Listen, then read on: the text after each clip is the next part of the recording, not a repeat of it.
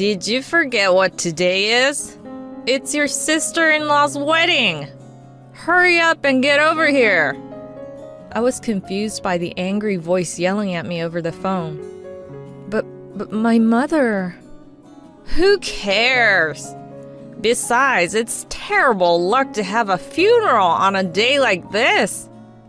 My mother-in-law, Crystal, didn't even listen to the rest of what I had to say and expressed her anger towards my mother, who had recently passed away after a long illness.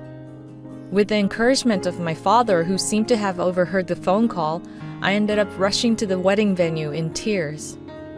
As a result, Crystal lost everything. I am Mandy, a 25-year-old office worker, and I've been married to my husband Jackson for 3 years. We live close to my in-laws, where Crystal and her daughter Amelia live together. My father-in-law Mike works away from home, so Amelia moved in to look after her mother.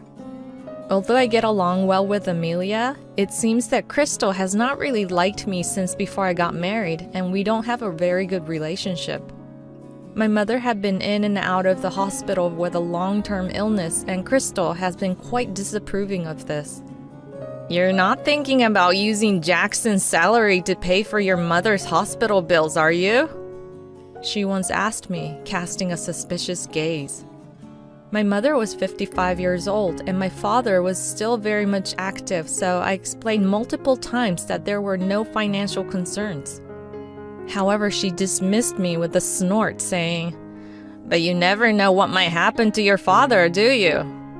Since getting married, Crystal's attitude towards me has only gotten worse, and I've tried to endure all sorts of harassment and snide remarks. I've talked to Jackson about it several times, but he said, "I don't want to get involved in women's fights, so handle it yourselves." I couldn't show a strong attitude towards my mother-in-law because I was afraid that if I ended up divorcing Jackson, it would cause my mother unnecessary stress. The only person on my side in this situation was my sister-in-law, Amelia. She would stand up to Crystal's sarcastic remarks, saying, "Stop it! That's bride bullying! It's embarrassing!" She would also tell me, "If my mom does anything to you, just let me know and I'll talk to her. Jackson should be the one to do something about it, but since he's a bit of a conflict avoider and a coward, he probably won't do anything." While I was grateful for her support, I felt awkward complaining about Crystal to her actual daughter, so I continued to endure the harassment. Crystal's harassment started from the beginning of our marriage. At first, she would bring expired food to our house under the guise of sharing and say, "As the wife, it's your responsibility to take care of this. Just make sure not to let my son eat it." She would also make unannounced visits on my days off, nitpick our house cleaning, and point out any shortcomings in a nagging manner. However, her harassment escalated over time. She started ordering things online addressed to me, having them delivered to our home cash on delivery, and forcing me to pay the fees. She never reimbursed me and instead accused me of demanding money from her, saying, "It's just a little bit of money. You should pay for it. You really are a miserly person." By the way, the reason she had the packages addressed to me was apparently because the intercom at her house was broken. To be honest, it would be cheaper to pay for the intercom repair than the cash on delivery fee, so I've asked her several times. "I'll pay for the intercom repair, so please stop having packages delivered to our house." But she refused, saying, "I leave that kind of thing up to Mike, so don't do anything on your own." I talked to Jackson about this, but he brushed it off, saying, "The items she orders aren't that expensive, are they? We'll inherit her estate in the future, so just bear with it and pay for now." However, since I was paying for my own allowance, I asked him to increase our living expenses to cover the cost. He reluctantly agreed, making a sour face and saying, "How greedy can you be?" Crystal's attacks didn't stop there. Every time we saw each other, she would sigh and say, "Still no kids? You need to have an heir at some point, or else there's no point in having a daughter-in-law. My mother would regularly check in and ask, "How's married life?" But I didn't want to worry her, so I couldn't bring myself to share my problems, saying, "My husband and his family are all wonderful people, and I'm happy." I felt my frustrations building up with no outlet, and I could feel myself being pushed to the edge mentally. Feeling that I had reached my limit, I decided to take all the cash-on-delivery receipts to my in-laws' house to ask for reimbursement. When I arrived at their house, fortunately, Amelia greeted me and seemed surprised by my visit, asking, "What's going on?" I told her, "I need to talk to your mother." She seemed to sense something from my expression and accompanied me in the conversation with Crystal. This is the total of the cash-on-delivery fees I've paid up until now. If it was just a little bit, I would have been okay, but honestly, I'm receiving packages several times a week, and it's putting a lot of pressure on our finances. I'd like you to stop having them delivered to our house. As I showed her the receipts totaling nearly $2,300, Crystal pushed back, saying, "I can't pay that amount all at once." But Amelia, with a stern look on her face, asked, "What's going on?" and demanded an explanation. Because her intercom is broken, she's been having various items delivered to our house from online shopping. But all of them are cash on delivery, and I've been covering the cost and accepting the packages. But I haven't been reimbursed even once. Amelia, surprised by my words, exclaimed, "Why are you paying for the things Mom ordered? No wonder there have been more appliances and food we don't use lately. And you're saying the intercom is broken? But you rang the intercom today." I was taken aback by her words, and then I realized that the intercom wasn't actually broken. In other words, Crystal had lied and intentionally made me pay money as a form of harassment. Well, sometimes it really doesn't work when it's acting up, and it's not fair to have the delivery person come to the house multiple times because of that. Then you should just fix the intercom quickly. I've offered to pay for the intercom repair several times, but she says she can't do anything without her husband's permission. Mom, this is blatant bullying of your daughter-in-law. Aren't you ashamed of yourself? She sighed deeply after hearing my words and seemed to be fed up with her mother. In the end, she told her father about the situation, and he apologized and transferred an amount slightly more than the total of the receipts to my account, saying, "We've put you through a lot because of Crystal, so this is our apology." Since then, Amelia has been more attentive to me and often invites me to meals. During meals, she would often ask if her mother was still causing trouble, but after that incident, Crystal has calmed down a bit and only makes sarcastic remarks to me. So my conversations with Amelia gradually became more personal.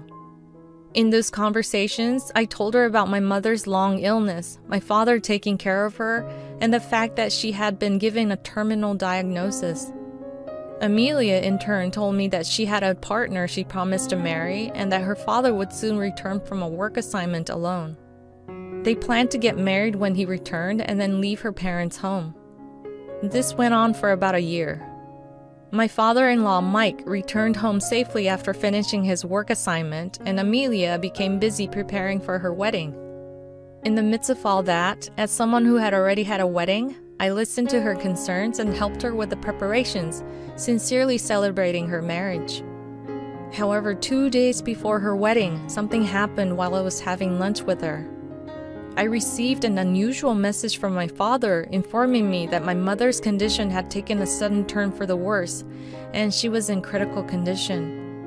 "You should come back as soon as possible." His voice over the phone was filled with tears, and my thought process seemed to have completely stopped, leaving me unable to think about anything. Amelia, noticing my state, gently asked, "What's wrong?" I hesitated for a moment, wondering if it was really appropriate to tell her who was about to get married. But ultimately, I explained the situation out of a strong desire to see my mother. She then said, "Go to her quickly. You don't have to worry about my wedding. I'm really sorry that I can't cancel it since it's only 2 days away. Be with your mother. I'll explain everything to everyone else." With her kind words, I hurried back to my family home and went to my mother's side. As if waiting for my arrival, she briefly opened her eyes and said, "Thank you for coming." She squeezed my hand tightly and passed away peacefully the next day. My father and I managed to hold back our tears and see her off in her final moments. Then we were busy with the arrangements for her wake and funeral. I also contacted Jackson, telling him, "I'll be back once all the procedures are finished." The next day, I attended her funeral, breaking down in tears over memories with her, regrets for not having been able to give back to her enough, and the sadness of losing her. Then I received a phone call. It was from Crystal. As I was in the middle of the funeral, I intended to call her back later, but she kept calling repeatedly. Confused, I eventually answered the phone. "What on earth? Where are you right now?" I'm sorry. My mother passed away yesterday, so I am attending her funeral." "Did you forget what today is? It's Amelia's wedding! Hurry up and get over here!" Confused by the angry voice yelling at me over the phone, I managed to stammer out, But my mother." However, I was yelled at even more. "Who cares? Besides, it's terrible luck to have a funeral on a day like this." I could feel the tears that I had been holding back start to overflow. My father, who was nearby, heard the yelling from the phone as well. "Are you alright?" Amelia was supposed to have explained the situation to her. "I'll take care of the funeral, so you go attend the wedding. Is there still time? If I leave now, I'll just make it. But this is my last goodbye to Mom. Your mother was happy just knowing that she saw you one last time. She wouldn't want you to ruin your relationship with your husband's family because of her. Go ahead and go." He gently persuaded me, and I hurried off to the wedding venue. I changed into the dress I had prepared at home, but my mood didn't lighten at all, and I couldn't hold back my tears even in the taxi to the venue. Somehow, I managed to calm my tears and entered the venue after checking in. As I headed to the restroom to check myself in the mirror, I happened to run into my father-in-law, Mike. "Mandy? What are you doing here? Is your mother alright? Amelia said you wouldn't be attending." "My mother passed away, and today was her funeral. I did let Jackson know that she had passed, but Crystal kept calling and insisting that I attend the wedding today.